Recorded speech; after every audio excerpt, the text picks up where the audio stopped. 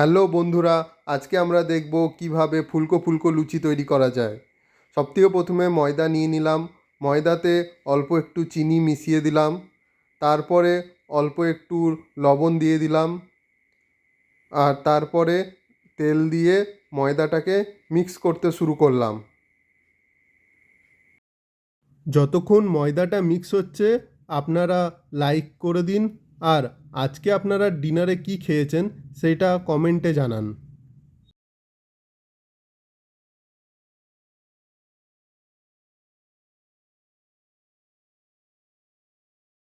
ডোটা যখন তৈরি হয়ে যাবে তারপরে আপনারা 15 থেকে 20 মিনিট ওটাকে ঢেকে রাখুন। তারপর ছোট ছোট লেচি কেটে রাখুন। এরপর কড়াইয়ে প্রয়োজন মতো তেল গরম করে নিন। তেল গরম হয়ে গেলে লুচিগুলো বেলে নিন।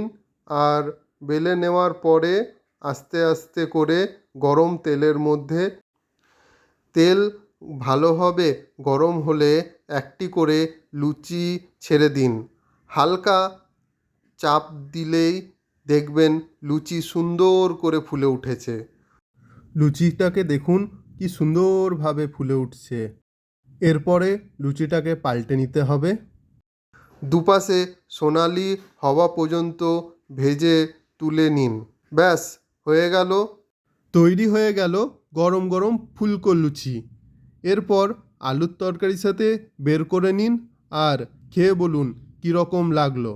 ভিডিওটি ভালো লেগে থাকলে ফলো করতে ভুলবেন না। ধন্যবাদ।